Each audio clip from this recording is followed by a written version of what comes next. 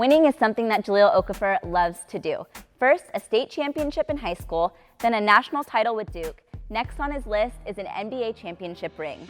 With the draft just 2 weeks away, talk is swirling as to whether he'll go first or second and ultimately wind up as a Los Angeles Laker or with the Minnesota Timberwolves. Today, I sat down with him and talked basketball, his puppy Natty, and what it's like to experience all of this at just 19 years of age. Alrighty, so now you've met with both LA and the Timberwolves. Give me a little bit of a breakdown of what happened at each.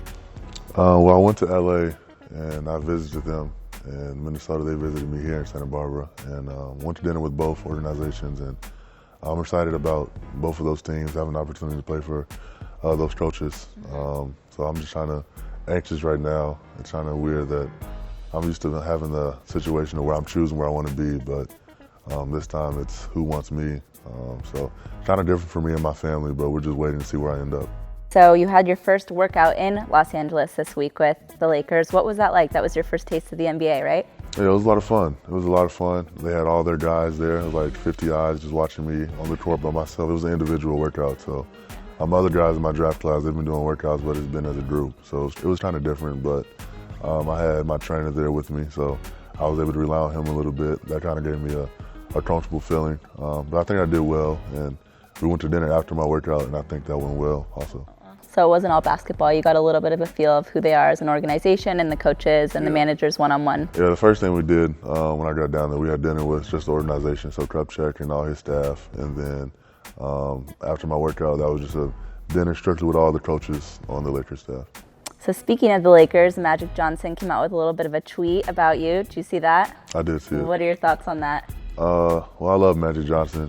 He's one of the greatest players to ever play the sport that I love. And to have his support, it means a lot. It's definitely a great feeling. What is that like for you, having the support of these people that you probably looked up to growing up and really have modeled? Yeah, people that I look up to, people that I still look up to. It's great to see. And he went to Michigan State, and we played them twice this year. And I was able to see him at the Final Four. So just seeing all these guys that I grew up watching, that even my dad grew up watching, it's a great feeling. Now, I know you said you don't really have the choice as to where you're going, but looking back at both meetings with the teams, you kind of got a feel for the culture and their different approach to winning. Are you leaning towards on either side, or just happy to go wherever you're supposed to be? Yeah, I think happy to go to wherever I'm supposed to be. I think God has always put me in great situations, and whatever happens, happens. I've worked extremely hard to get to this point, and it's out of my control. And I really think you can't go wrong with either one. Going number one in Minnesota, it's in the Midwest where I'm from, Chicago, and they have a young team. They have two former number one draft picks with Andrew Wiggins and Anthony Bennett. So their team's on the rise. And then Lakers, they're just all about winning. And coming from Duke, coming from a high school winning the state championship to a national championship, that's what I want to step into, a winning organization. So you can't go wrong with either one. Okay. And then it looks like, there's a lot of pressure on you, the back and forth. Is he going to go number one? Is he going to go number two? The comparison. How much do you focus on that? Does it really affect how you're training or preparing? Yeah, I'm always hearing it every time I go on Twitter or every time I go on Instagram. I post a picture of my puppy or me with my friends. There's comments saying go to the Lakers, go to the Wolves. But like I said, it's out of my control. So I try not to put too much focus on it and try to handle what I can control. Speaking of your puppy, a new addition to the training staff. Tell me a little bit about Natty. Well, Natty, she's a sweetheart. She's 4.5 months now. She's a Rottweiler. She sleeps with me every night. She follows me around the house, and it's just great to have. She's your number one fan. She's my number one fan, no matter what. What made you decide, you're so busy with your workouts, you have no idea what's next for you. What made you decide that right now was the time to get a puppy? Well, I wanted a puppy all throughout high school, all throughout junior high. My father always told me that I was traveling and we didn't have time. So finally, I had a little bit of independence, moving to Santa Barbara, have my own place. The only thing I want to do is get a puppy, and it's been great. I'm having a lot of fun. What was your dad's reaction to you finally getting the puppy? Well, he made it happen for me. Did he? He made it happen. He surprised me with the puppy. So she was a gift. We were texting about it the entire day. Then he told me he couldn't find one, so I was trying to disappoint it because he told me when I got to Santa Barbara, I would have my puppy, but that wasn't the case. I was very sad, and he was just tricking me. He was on his way back from somewhere in LA with the puppy, and he arrived, and I was just so happy. Did she have a bow on her? She did not have a bow on her. We need a Duke bow, a blue bow. Messing up, Pops. Give me the background on the name, Natty. I know you mentioned it has a little bit of meaning behind it. Oh yeah, Natty. I'm a national champion for Duke University, so that's where her name comes from. So all of my teammates, they they know about Natty. I recently had some of them come out to Santa Barbara. And Who came and visited you? Matt Jones and Emil Jefferson and Tyus Jones as well. And they all feel like my daughter's a part of them because her name comes from something that we worked so hard to get. Duke got a new mascot and they didn't even know it. Right. So that's good. You guys are staying close even after the season's been over. They said they came out and visited you in LA? Yeah, we're very close. We're like brothers. Well, for me and Tyus in particular, we've known each other since 3rd grade. And then Matt, I kind of knew him throughout high school, but I feel like I knew all those guys my entire life, and we have a bond that will never be broken. So a lot of those guys are also going through the same process and going into the draft with you. What has that been like for you to get to experience alongside your brothers, your best friends? Yeah, it's a dream come true. Yeah. We have 4 guys, including me, that's going through the same process, and they're all having fun with it. Actually, Quinn Cook, he's actually in LA right now, working out for the Clippers. So he'll probably drive down to Santa Barbara tomorrow, and I'll probably go to dinner or something and hang out with him. But it's fun. We're all living our dream. We're all working hard, and they're all doing what we deserve. So you've been in Santa Barbara for a couple months now? About a month. How are you liking the California lifestyle? I love it. Yeah, I love Santa Barbara.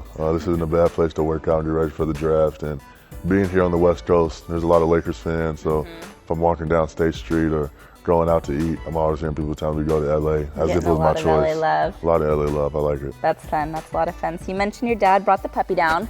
What has his role been for you? I mean, I know you guys are pretty close. He's really active in this entire process. What has it been like having him with you along this entire journey? It's been a dream come true. Yeah. My dad, he's been my best friend. My mother passed when I was 9, so he's been my rock, somebody I can always rely on, and he dropped everything for me. If I told him I needed him out in Santa Barbara right now, it doesn't matter what he's doing, he'll come out. And having that support, it makes my job a lot easier. He's, not only been here to help you with basketball, but obviously he's had a big impact on who just you are as a person. Yeah, he really doesn't even criticize me on the court. All his things is what I'm doing off the court, make sure I'm a good person. I have trainers and coaches and all that to make sure I'm doing what I need to do on the court, but his main emphasis is me as a person, make sure I'm treating people with respect and things like that. What do you think one of the best lessons is that he's taught you? He's really big with not burning bridges. So if somebody's trying to talk to me, just being polite and being respect and treating people how I want to be treated. And that's something I got from my dad. Now, at the end of your interview with Fox, you mentioned that your mom was your wings on the floor. Talk to me about how experiencing that at such a young age and just how has that impacted your approach to basketball, just to everything you do, this journey and chasing your dreams? Oh, I've always loved basketball, but when my mother passed, it was a different kind of love. It was something I kind of needed to kind of stay sane. It's where I went when I was thinking about too much, and where I still go when I'm thinking about too much. But I always say she's my wings on the floor, and it's kind of gives me extra confidence before I play. Talking to my mother, making me think that she's my wings, making me feel like I'm unstoppable, just because I feel like she's watching me. So it's just a little confidence boost before I step on the floor. Like you said, high school state championship, national championship with Duke. Now you're entering the NBA draft. You're 19 years old. What do you do to just take a step back sometimes and keep things in perspective and remember you are still a kid and enjoy that? Play with my puppy. That's one thing. That's the great thing about having a dog. She doesn't know that I'm going to the NBA or I'm this guy that everybody looks at. She really just loves me for how I treat her, and that's a great feeling. I think that's why I love animals so much. But that's one thing I do. And my sister, she could care less about what I'm doing right now. She's just happy for me. So I have people in my circle that's constantly making sure that I'm not getting too big-headed. There you go, that have known you from before any of this happened. Awesome. So you're still an individual right now. You don't have any team on your chest, your back. You are just Jahlil Okafor. What do you want the fans to know and remember you as? Well, I think my biggest pride is being a great teammate. I think anybody I've played with, they love playing with me, and that's why I still have a bond with my Duke teammates and even my guys from high school. One of my best friends from high school is coming out here today, actually. So I just have a constant relationship with all of my teammates, and I take pride in being a great teammate. Have you been back to Duke yet since you won the national? Not No, yet? unfortunately. I miss Duke. You got to get back but there. I'll be there soon, Yeah. No doubt about it. Got to go give Coach K a visit. Oh, yeah. I talked to Coach K yesterday, and he's always calling me to make sure I'm doing everything I'm supposed to be doing, so he's great. Keeping you in check? He has to. Alrighty. Thank you for taking time. Oh, thank you for having me.